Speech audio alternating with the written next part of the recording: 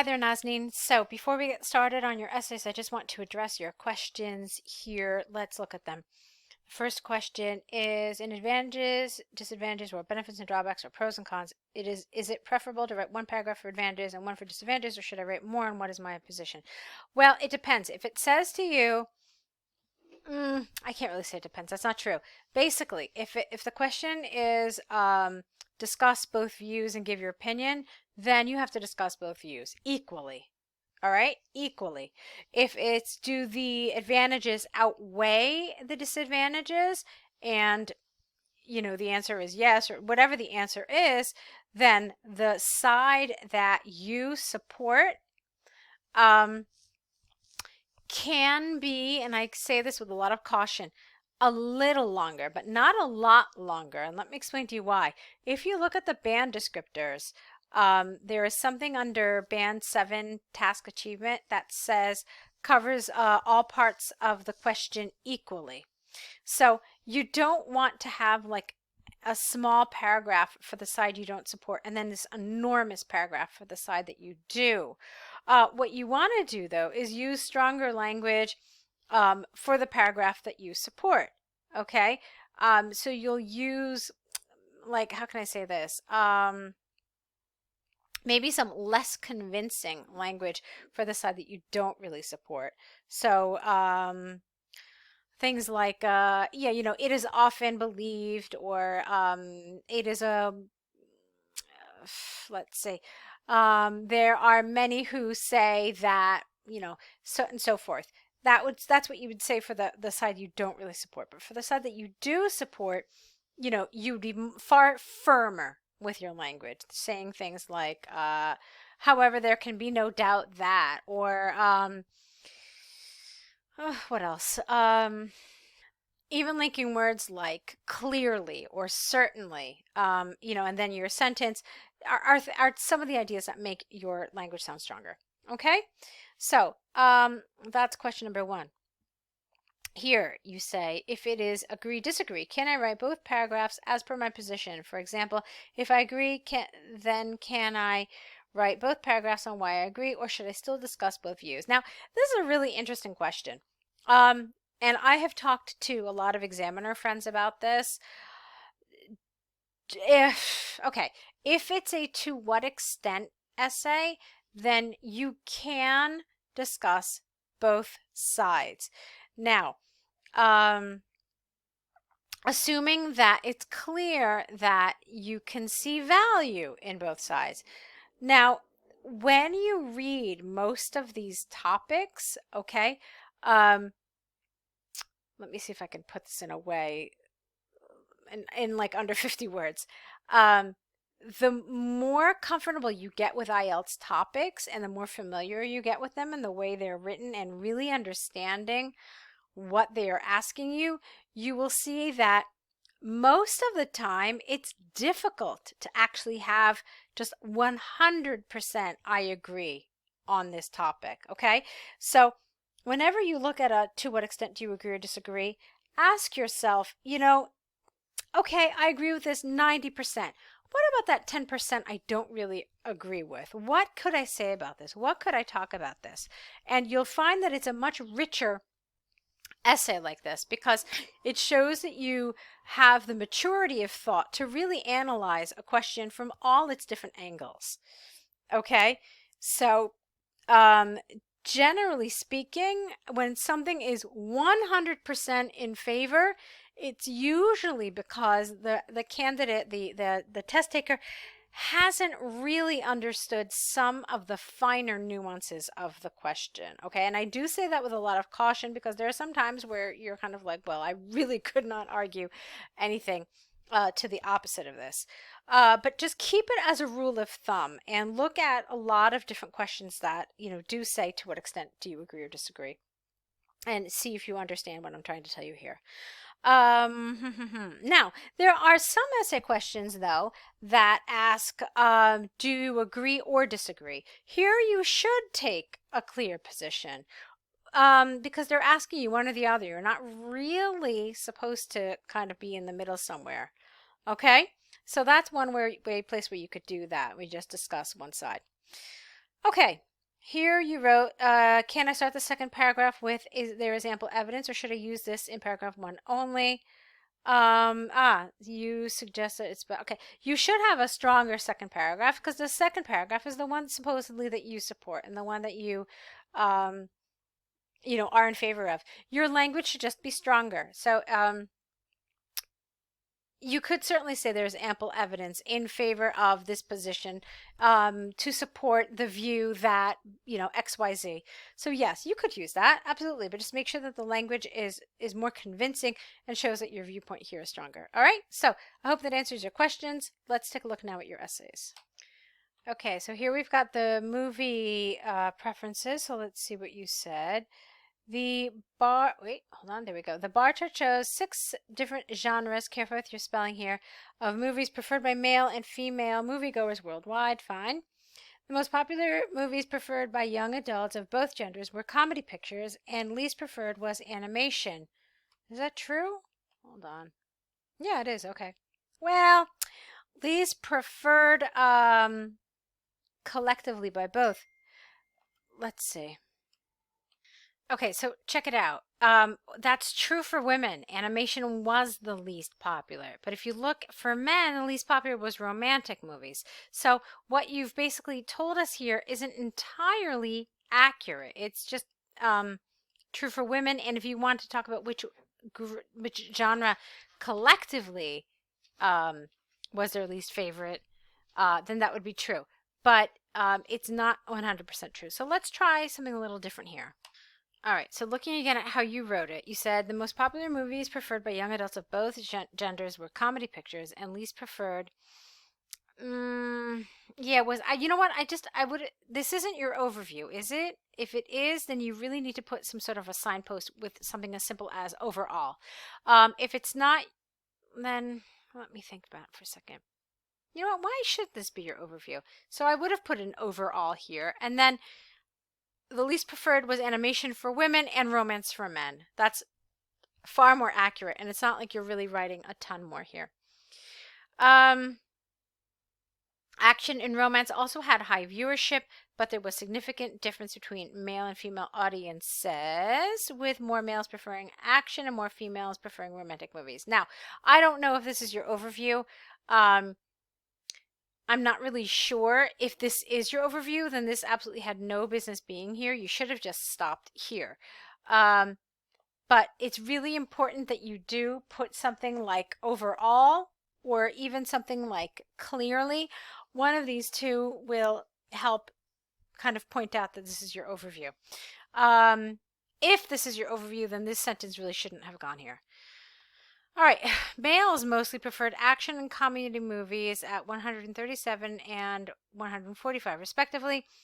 Other three genres, three other genres, spell genre right please, animation, drama, and horror were preferred, spell correctly please, approximately by the same number of male moviegoers, and they had less than half the viewership of action and comedy at 63, 63, and 73, and least popular was romance at 31 only. Okay, really, really long. Too many pieces of information in one sentence. Check it out. Look.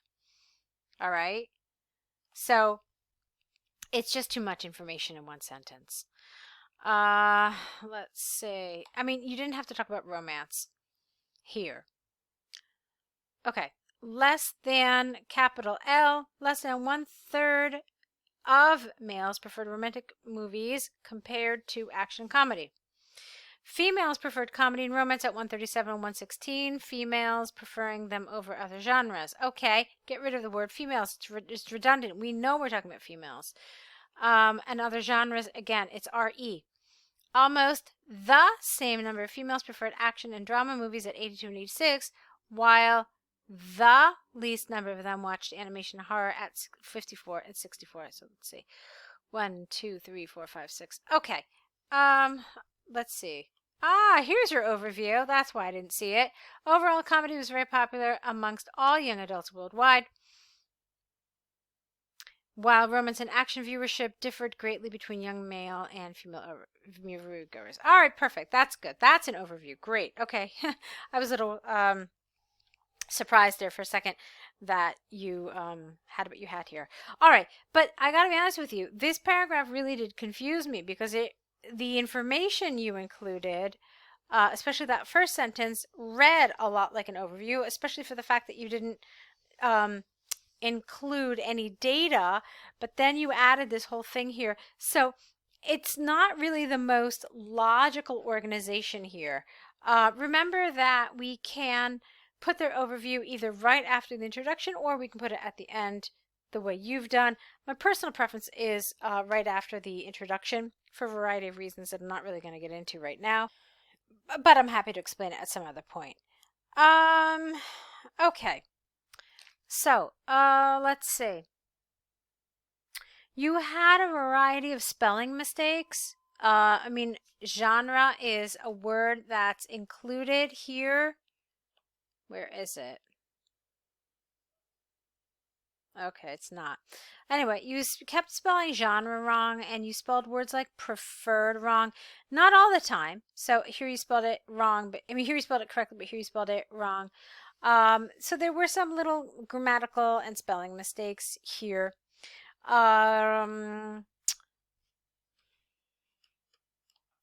I think what I would have liked here was a little more analysis. I kind of, maybe I'm wrong. Maybe is it possible that you were worried about um, writing 150 words minimum, and so you kind of included some extra information? Because this, to me, especially considering that you had an overview, I don't really know about this here.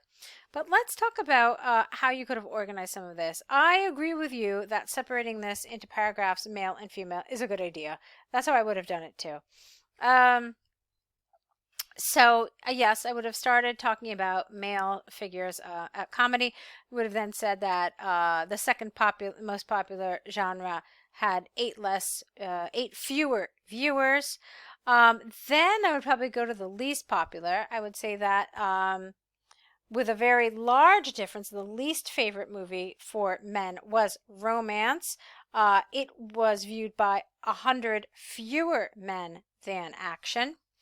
And then I would probably talk about these middle numbers here. I would say that the middle three preferences belonged to horror at 73, and then drama and animation both had 63 viewers. All right, so you just kind of present the male numbers here.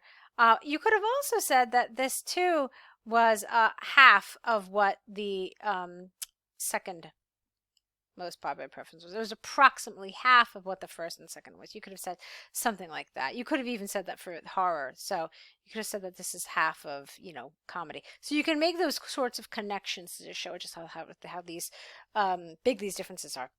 Then with women, what could you have said? Yes, again. Now, don't forget, you do want to make some connections here when you talk about the women. So you could say that 137 women preferred comedy. This is 8 fewer than males who preferred this genre.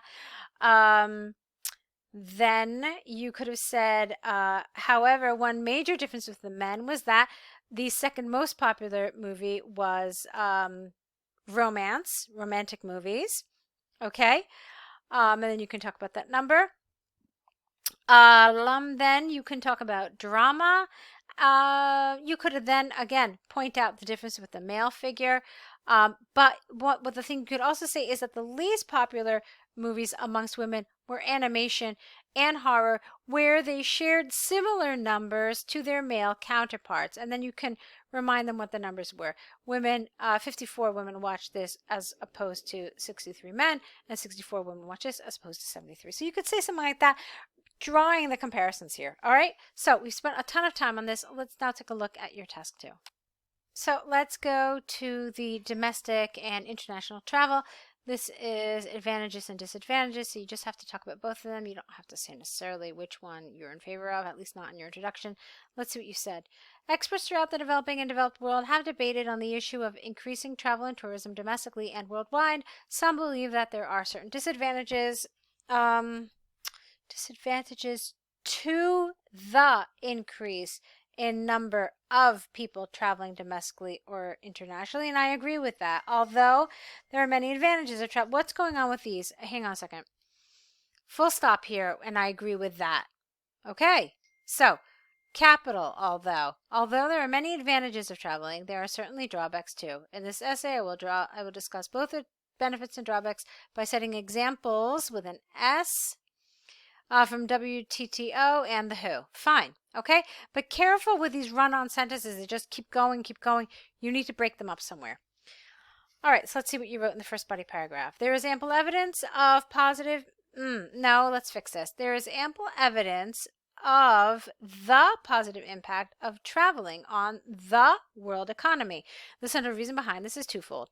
Firstly, comma, travel and tourism generate, well, it should be generate because it's two different things, isn't it?